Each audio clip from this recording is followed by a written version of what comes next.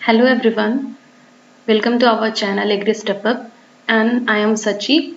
In this video I will be discussing ASRB NET 2025 Soil Science Memory Based Question with answers and their explanation. So first question is azomethane H is used for the determination of boron, organic carbon and और भी दो question थे कुछ दो option थे sorry तो मुझे याद नहीं है एग्जैक्टली तो एजोमिथिन H जो होता है वो इसका आंसर है बोरॉन। ठीक है, तो बोरॉन के एक्सट्रैक्शन के लिए हॉट वाटर मेथड का यूज होता है एंड एजोमिथिन H जो रिएजेंट है ये सॉइल में अवेलेबल बोरॉन के साथ कलर्ड कॉम्प्लेक्स बनाता है। तो और उसको फिर हम स्पेक्ट्रोफोटोमीटर से बोरॉन के कंटेंट को पता करते हैं कलर इंटेंसिटी के बेसिस पे। ओके, तो आंसर है इसका बोरॉन। नेक्स्ट क्वेश्चन, ब्रे नंबर 1 कंपोजिशन। तो ब्रे का कंपोजिशन बताना था तो ऑप्शन में ऐसे 0.03 normal NH4F plus 0.025 normal HCl, तो इसी में जो नॉर्मेलिटी सबका चेंज करके दिया हुआ था तो एग्जैक्ट बताना था ऑप्शन। तो ब्रे आपको पता है ब्रे 1 जो है किसके लिए यूज होता है, तो अवेलेबल फॉस्फोरस जो है सॉइल में उसके एक्सट्रैक्शन के लिए जनरली दो इंपॉर्टेंट मेथड है। तो जो न्यूट्रल टू अल्कलाइन सॉइल है उसके लिए ओल्सन मेथड का यूज होता है, जैसे कि इस स्लाइड में भी दिया हुआ है। जो ओल्सन मेथड है ये सॉरी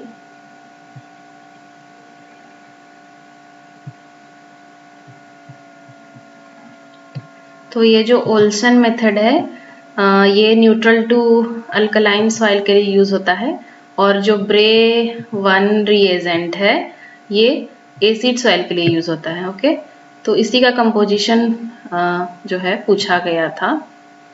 ये सॉइल ट्रीटाइज का पेज है, ये IEEE सॉइल साइंस सब में दिया हुआ है। कोई प्रैक्टिकल जो है मैनुअल है उसमें भी आप तो ये पढ़ सकते हैं। ओके, नेक्स्ट क्वेश्चन में आते हैं, target yield concept was given by. तो इसका आंसर रामामूर्ति है। ओके,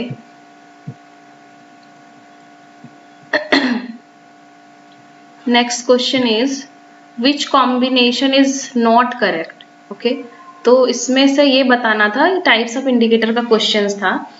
तो इसमें जैसे है कि मैंने इसका एक्सप्लेनेशन भी दिया है, मैंने अपना नोट शेयर किया है आप लोगों के साथ। तो हाइड्रोजन आयन इंडिकेटर जैसे है फिनोक्टेलिन, मिथाइल ऑरेंज, मिथाइल रेड, ये सब हाइड्रोजन आयन इंडिकेटर का एग्जांपल है। ओके, एंड डाइफिनाइलामाइन जो है कि ऑर्गेनिक कार्बन में इंडिकेटर की तरह यूज होता है। ये सब जो है पोटेशियम, फेरिसाइनाइड, KMnO4, ये सब जो है रिडॉक्स इंडिकेटर है। एंड एरिक्रोम जो है मेटल आयन इंडिकेटर है जो कॉम्प्लेक्स का फॉर्मेशन करता है। और प्रेसिपिटेशन इंडिकेटर का जो है एग्जाम्पल है पोटेशियम क्रोमेट। ओके, तो यहाँ पे जो है ऑप्शन डाइफिनाइलामाइन रिडॉक्स इंडिकेटर ये सही है। एरिक्रोम सॉल्ट इंडिकेटर जो है ये भी सही है। नहीं, ये मेटल आयन इंडिकेटर होना चाहिए बट कहीं कहीं सॉल्ट इंडिकेटर भी दिया हुआ है क्योंकि कॉम्प्लेक्स का फॉर्मेशन करता है। बट आई थिंक सो जो जितने ऑप्शन है शायद ऑप्शन कुछ और भी दिया हुआ था। KMnO4 तो सेल्फ इंडिकेटर सही है बिल्कुल। फिनोक्थिलीन भी pH इंडिकेटर है, तो यहाँ पे एरिक्रोम ही लग रहा था मुझे। और शायद यहाँ पे मैंने जो 4 ऑप्शन लिखे हैं शायद कुछ और भी ऑप्शन में था, मैंने कुछ दूसरा लिख दिया हो, जैसे डाइफिनाइलामाइन वाला तो था ऑप्शन में। एक्चुअली मुझे एग्जैक्ट सारे ऑप्शन याद नहीं थे। Fifth question is which option is correct about the character of fungi imperfecti deuteromycetes। तो ये क्वेश्चन जो है सॉइल बायोलॉजी से था, soil ecology and biochemistry IEEE में चैप्टर है उसमें भी दिया हुआ है ये वाला पार्ट। तो इसमें जो है इसमें है कि जैसे फंजाई इम्परफेक्टाई इसको इसलिए बोलते हैं क्योंकि इसमें सेक्सुअल फेज जो है वो लैक करता है। ठीक है, और इसमें जो रिप्रोडक्शन होता है ओनली एसेक्सुअल रिप्रोडक्शन होता है, जैसे यहाँ पे लिखा हुआ है ना reproduce only by means of conidia. तो कोनिडिया जो है ये एसेक्सुअल स्पोर ही है, तो यहाँ पे जो ऑप्शन में है एसेक्सुअल रिप्रोडक्शन और रिप्रोड्यूस थ्रू कोनिडिया, ये दोनों ही सही हैं। बट शायद डी ऑप्शन में कुछ और भी था सेंटेंस, मुझे एग्जैक्ट याद नहीं है। अगर ऐसा था जैसे तो ये दोनों ही सही होगा, C and D. A and B तो ऐसा ही ऑप्शन था, ओनली सेक्सुअल रिप्रोडक्शन। बी भी था सेक्सुअल एंड एसेक्सुअल, जो कि होगा नहीं। एंड डी में आई थिंक कोनिडिया था या फिर और कुछ था, बट एसेक्सुअल रिप्रोडक्शन ही है, जो कोनिडिया वो दोनों ही सही हैं। Next question was insoluble fraction both in acid and alkali. Okay, तो ये जो है scheme for fractionation of organic matter, ये वाला पार्ट IIII में दिया हुआ है, इससे आप देख सकते हैं। तो यहाँ भी मैंने शॉर्ट में लिखा हुआ है कि जैसे कि फल्विक एसिड है, फल्विक एसिड जो होता है ये अल्कली एंड एसिड दोनों में ही सॉल्युबल होता है, और जो ह्यूमिक एसिड है वो अल्कली में तो सॉल्युबल होता है बट एसिड में इनसॉल्युबल होता है। एंड ह्यूमिन जो है, यही जो क्वेश्चन में आया हुआ है, insoluble both in acid and alkali, तो इसका जो आंसर है वो ह्यूमिन है।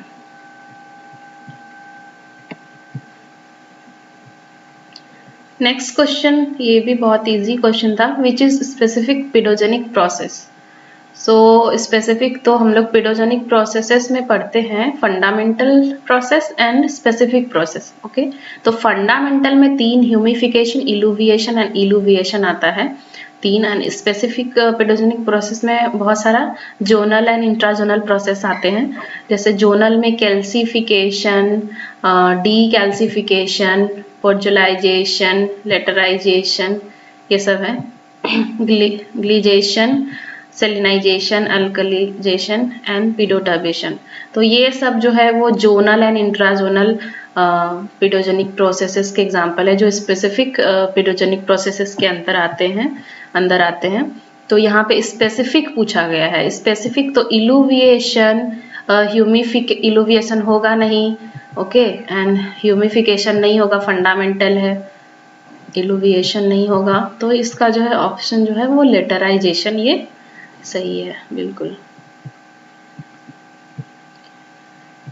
Next question is which is not a primary standard.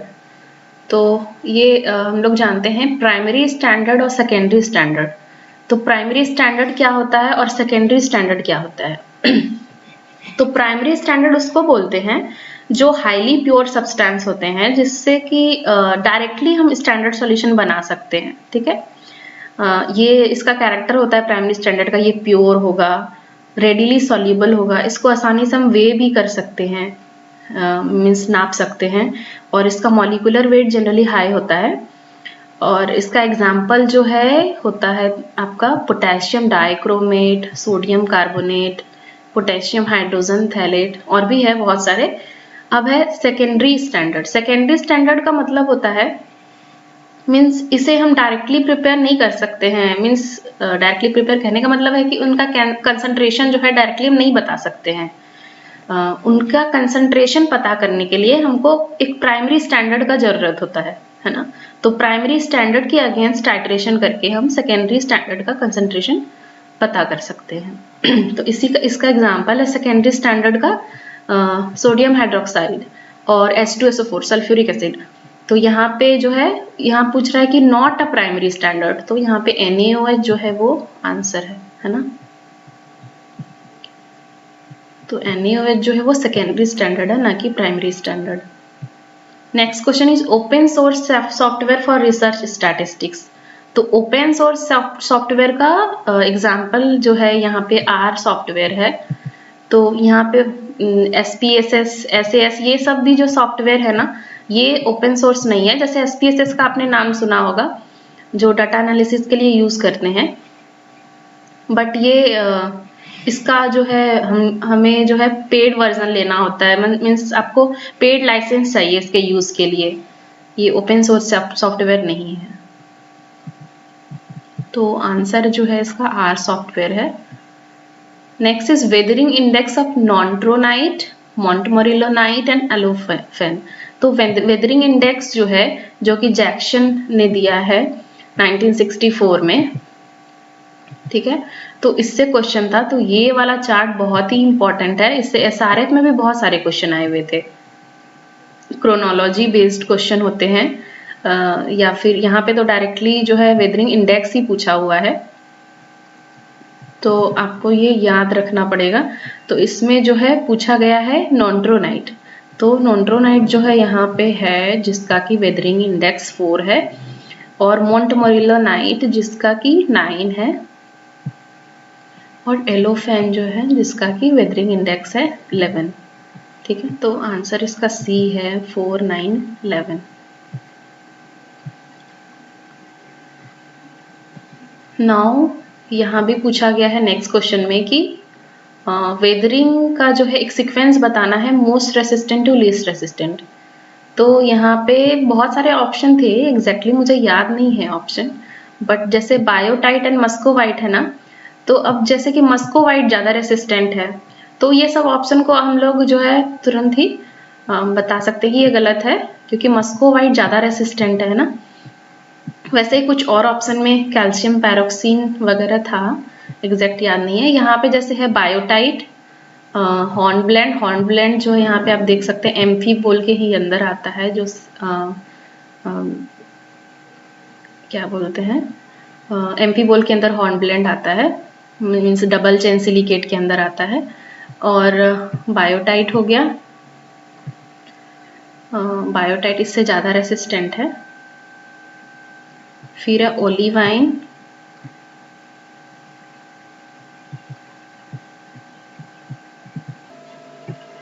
तो यहाँ पे जो क्वेश्चन है, तो बायोटाइट ज़्यादा यहाँ पे इस ऑप्शन में बायोटाइट सबसे रेसिस्टेंट है, उसके बाद एम्फीबोल यानी हॉर्नब्लेंड, उसके बाद ओलिवाइन, और जो चौथा ऑप्शन है जिप्सम, मीन सीक्वेंस में जो जिप्सम दिया हुआ है, इसको आपने भी जस्ट वेदरिंग इंडेक्स में पढ़ा था। जैसे यहाँ पे देख सकते हैं हम, सॉरी, ये जिप्सम है और ये ओलिवाइन है, तो जिप्सम जो है वो लेस रेसिस्टेंट है। ओके, तो ये क्वेश्चन, तो ये ऑप्शन हमारा सही है।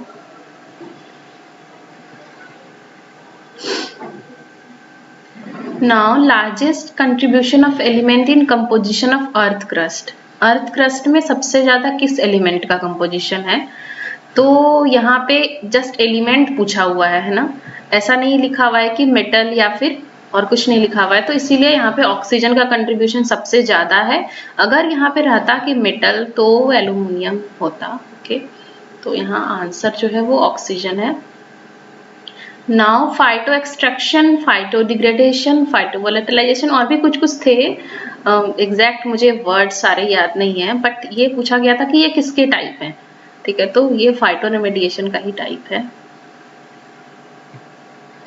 नाउ ये पीरियोडिक टेबल से क्वेश्चन था कि magnesium, phosphorus, silicon belongs to which period in periodic table. तो आपको पता है इधर जैसे ग्रुप जो है वर्टिकल कॉलम दिया हुआ है, और ये पीरियड जो है ये आपका हॉरिजॉन्टल में होता है पीरियड। तो यहाँ पे क्वेश्चन में पूछा गया है कि मैग्नीशियम, जो ये मैग्नीशियम है और फास्फोरस है और भी कुछ कुछ था जैसे सिलिकॉन, हाँ, तो ये सब जो है किस पीरियड से बिलोंग करता है? तो ये थर्ड पीरियड से बिलोंग करता है, तो यही क्वेश्चन था। तो आंसर जो है थर्ड पीरियड है। Now which is not the nesosilicate. Okay, nesosilicate mineral कौन सा नहीं है? तो नेजोसिलिकेट का एग्जाम्पल यहाँ पे दिया हुआ है, ये सारे जो है वो नेजोसिलिकेट का एग्जाम्पल है, जैसे टोपाज हो गया, गार्नेट हो गया, जिरकॉन हो गया, तो ये सब था। और एक ऑप्शन में था टॉर्मलिन, तो टॉर्मलिन जो है वो साइक्लोसिलिकेट का एग्जाम्पल है, ना कि नेजोसिलिकेट का। तो यहाँ पे आंसर जो है वो टॉर्मलिन है। Now which substance cannot be coated on urea? तो option sulphur, gypsum, clay, lacs, एस्पेक्साइड, ऐसा ही कुछ था। तो सल्फर कोटेड यूरिया तो आपने सुना होगा, है ना। यूरिया क्योंकि बहुत सारे फॉर्म में मार्केट में अवेलेबल होते हैं ना, प्रिल्ड यूरिया है, ग्रैन्युलर यूरिया है, नैनो यूरिया है, कोटेड यूरिया है। तो कोटेड यूरिया में है कि इसमें है कि कौन सा सब्सटेंस को यूरिया पे कोट नहीं किया जा सकता है, ओके। तो कमर्शलाइज फॉर्म में जो कोटेड यूरिया मिलता है उसमें हम लोग जनरली सल्फर कोटेड यूरिया देखते हैं, नीम कोटेड यूरिया देखते हैं और पॉलीमर कोटेड यूरिया देखते हैं। ओके, जो कि एक ऑर्गेनिक सिंथेटिक पॉलीमर ही कोटेड रहता है। ठीक है, तो इसमें है कि कौन सा नहीं हो सकता है ना। मान लीजिए रिसर्च हो रहा है ये सब चीज पे, तो कौन सा पॉसिबल नहीं है, कौन सा नहीं हो सकता है। मीन्स जैसे कोटेड यूरिया किस चीज के लिए यूज होता है, जैसे है ना कि स्लो रिलीज के लिए। तो अब है कि कौन सा इसमें से नहीं हो सकता है ना। तो आप इसका आंसर जो है कमेंट बॉक्स में कमेंट करके बता सकते हैं कि आपको क्या लगता है इसका आंसर क्या होना चाहिए। मुझे तो सेस्क्विक साइड लग रहा है, एग्जैक्टली नहीं पता, क्योंकि सेस्क्विक साइड जो होता है वाटर में इनसॉल्युबल होता है, हाईली इनसॉल्युबल होता है। पीएच पे डिपेंड तो करता है, बट जनरली देखें तो ये जो है इनसॉल्युबल होता है। तो अगर इनसॉल्युबल चीज को हम कोटिंग कर दें तो फिर वो रिलीज तो नहीं हो पाएगा यूरिया। जो इसका एक कॉन्सेप्ट है कि कोटेड यूरिया जो बनाया गया है, जो जिस कॉन्सेप्ट से बनाया गया है, तो हम अगर इम्परमिएबल लेयर ही ऊपर में डाल दे रहे हैं तो फिर तो उसका कोई मतलब नहीं बनता है। तो आई थिंक सो यही होना चाहिए आंसर इसका। Now which elements are not present in muscovite. Muscovite में जो है कौन सा एलिमेंट प्रेजेंट नहीं है। तो मस्कोवाइट का फॉर्मूला मैंने लिखा हुआ है, तो इसका आंसर जो है आयरन मैग्नीशियम ही होना चाहिए। नाउ सी एक्सिस स्पेसिंग जो है पूछा गया था केओलिनाइट एंड मोंटमोरिलोनाइट के लिए। ओके, तो सी एक्सिस स्पेसिंग जो है यहाँ दिया हुआ है केओलिनाइट का 7.2 एंगस्ट्रॉम एंड मोंटमोरिलोनाइट का 14 होता है। तो इसका आंसर यही ए है, 7.2 and 14। Now soil bonded by unlike characteristic and minimum area is more than greater than 1 kilometer square is called. So ये जो है पॉलीपेडॉन के बारे में पूछा गया था, एकदम एग्जैक्ट लाइन है। IEEE ट्रिटाइप ये सब में हम देख सकते हैं, है ना। इसमें जैसे है कि मिनिमम एरिया जो है वो होना चाहिए मोर देन 1 किलोमीटर स्क्वायर, और ये है कि soil individual is collection of the similar types of pedons bounded on all sides by not soil material or pedons of unlike characteristics. Okay, तो ये जो है इसका आंसर जो है ये पॉलीपेडॉन था इसका आंसर। नाउ इस जो है ऑर्डर सब ऑर्डर ये सब दिया हुआ था, इसको डिक्रीजिंग ऑर्डर में अरेंज करना था। तो ये सॉइल टेक्सोनॉमी में आप तो जानते हैं कि ऑर्डर जो है वो सबसे ऊपर आता है, फिर सब ऑर्डर, फिर ग्रेड ग्रुप, सब ग्रुप, फैमिली, सीरीज। तो यही पूछा हुआ था।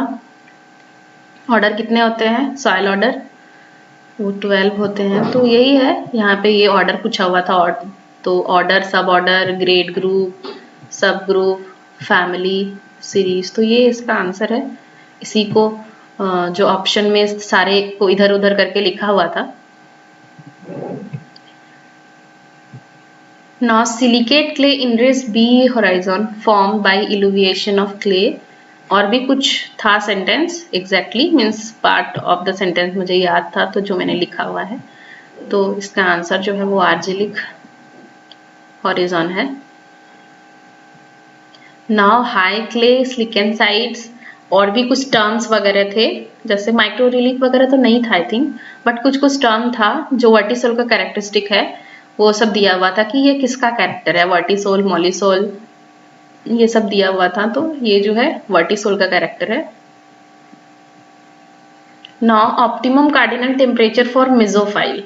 मेसोफाइल का कौन सा जो है ऑप्टिमम टेम्परेचर, जो कार्डिनल पॉइंट होता है डिग्री सेल्सियस में, ये जो है IEEE से ही लिया गया है, 30 to 40 degree Celsius. Now scale of base map for village level planning. Okay, village level planning, तो हम लोग यहाँ पे जो काइंड ऑफ सर्वे में पढ़ते हैं, rapid, reconnaissance, semi detail and detail, तो यहाँ पे विलेज लेवल यहाँ आता है। तो विलेज लेवल का जो इंटेंसिटी 10,000 जैसे है ना, तो इसका 5,000 ऑप्शन में नहीं दिया हुआ था, है ना, 10,000 था ऑप्शन में, 1:10,000 जो बेस मैप का स्केल है इसका दिया हुआ था। 10,000, 25,000, 1:50,000, 1:1 लाख। ठीक है, तो इसका जो है आंसर वो 1:10,000 यही होगा। नाउ ये सॉइल टाइप को पहचानना है। मीन्स EC इलेक्ट्रिकल कंडक्टिविटी दिया हुआ है ग्रेटर देन 5 एंड SAR जो है सोडियम एडजॉर्प्शन रेशियो ये है ग्रेटर देन 16 एंड pH जो है वो 8.2 से ज़्यादा है। तो सॉइल कौन सा है? तो EC अगर 4 से ज़्यादा होता है तो आपको पता है कि वो सलाइन हो सकता है या फिर सलाइन सोडिक सॉइल हो सकता है ना। और SAR तो यहाँ पे सोडिक तो होगा नहीं, है ना, क्योंकि EC जो है वो 4 से ज़्यादा है, तो ये दोनों हो गया। अब है कि SAR 16 से ज़्यादा है, 16 से ज़्यादा है तो वो सलाइन नहीं होगा, सलाइन सोडिक, अब सोडिक कट चुका है तो यही होगा। अब 8.2 pH 8.2 जो है आप जानते हैं कि जैसे US सैलिनिटी लेबोरेटरी इनके अकॉर्डिंग जो है pH जो है 8.5 को है, 8 ग्रेटर देन अगर 8.5 है तो सोडिक होता है, लेस देन 8.5 है तो सलाइन होता है। ओके, और जो Indian based on Indian experience इनके अकॉर्डिंग जो है, इनके अकॉर्डिंग pH जो है वो माना गया है कि 8.2 से अगर कम है तो वो एसिडिक है और 8.2 से ज़्यादा है तो वो सोडिक है। तो यहाँ पे इसका आंसर जो है सलाइन सोडिक है। Now sediment transported and deposited by gravity, तो ये इसका जो है ग्रेविटी है तो ये कोलुवियम होगा। Now which is not the effect of compaction, तो कॉम्पैक्शन का ये 4 ऑप्शन दिया हुआ था, एग्जैक्टली मुझे सारे याद नहीं है कि कॉम्पैक्शन का कौन कौन सा इफेक्ट इसमें नहीं है। तो आप जानते हैं कि कॉम्पैक्शन से बल्क डेंसिटी इंक्रीज होगा। क्यों? क्योंकि बल्क डेंसिटी आप जानते हैं क्या होता है, बल्क डेंसिटी होता है mass of soil per unit volume. Okay, तो वॉल्यूम हम अगर जब लेते हैं ये टोटल वॉल्यूम लेते हैं, है ना, टोटल वॉल्यूम लेते हैं और ये मास ऑफ सॉलिड लेते हैं, soil solid. Okay, mass of soil solid per unit volume of soil. तो ये जो है आप कॉम्पैक्ट अगर करेंगे तो ये जो VT है मीन्स पर यूनिट वॉल्यूम, तो यहाँ पे एयर का एक्सपल्शन होगा, मीन्स पोरोसिटी कम होगा, ये वाला टर्म जो है नीचे वाला टर्म कम होगा, तो बल्क डेंसिटी जो है ओवरऑल वो इंक्रीज करेगा। लेकिन पार्टिकल डेंसिटी आप जानते हैं फॉर्मूला ये होता है MS/VS। MS क्या है? Mass of soil solid, solid part का ओनली, पूरा सॉइल नहीं, टोटल हम नहीं ले रहे हैं, मीन्स सॉइल सॉलिड को ले रहे हैं, और volume of soil solid by volume of soil solid. तो जब हम कॉम्पैक्शन करते हैं तो soil solid individual soil solid particle पे इफेक्ट नहीं पड़ता है। ठीक है, तो इसीलिए जो है कॉम्पैक्शन से पार्टिकल डेंसिटी जो वो अनचेंज रहता है ना। मीन्स कोई भी एक अगर पार्टिकल की बात करें तो पार्टिकल डेंसिटी उसका जो है थोड़ा फिक्स ही होगा। तो यहाँ पे इंक्रीज इन पार्टिकल डेंसिटी जो बोला है ये गलत है। तो यहाँ जो पूछा है कि not the effect of compaction, तो यही होगा इंक्रीज इन पार्टिकल डेंसिटी।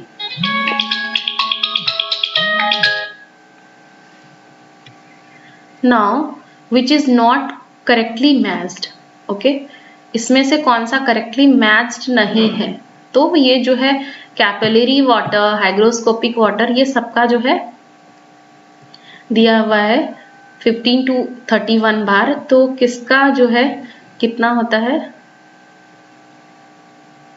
तो आप जानते हैं जो ग्रेविटेशनल वाटर होता है ये -1/3 बार, -1/3 बार से यहाँ पे -0.33 बार जो लिखा है, इससे ज्यादा जो होता है वो ग्रेविटेशनल वाटर होता है।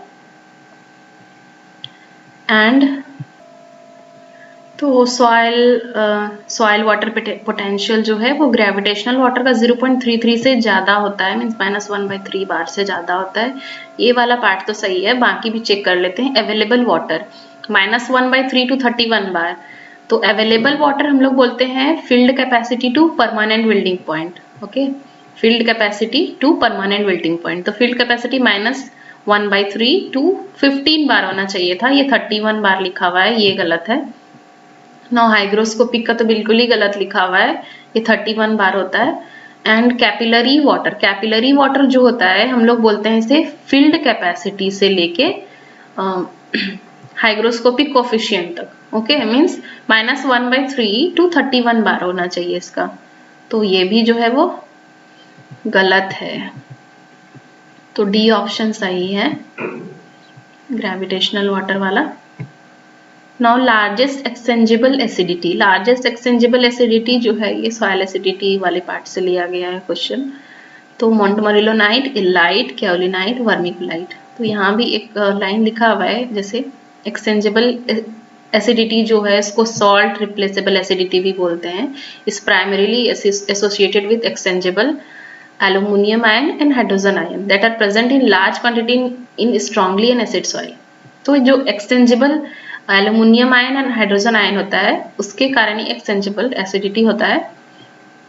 तो ये जो होता है exchangeable acidity is very high in soil with moderate to strong acidity and is difficult to neutralise. ठीक है, यहाँ पे लाइन लिखा हुआ है, at a given pH exchangeable acidity is generally highest for smectite. Smectite जो है उसी के अंदर आता है मोंटमोरिलोनाइट, तो स्मेक्टाइट का सबसे ज्यादा होता है, फिर वर्मिकुलाइट का होता है और कैलोनाइट लास्ट में होता है। ठीक है, तो यहाँ पे पूछा गया लार्जेस्ट एक्सचेंजेबल एसिडिटी, तो ये है मोंटमोरिलोनाइट, स्मेक्टाइट।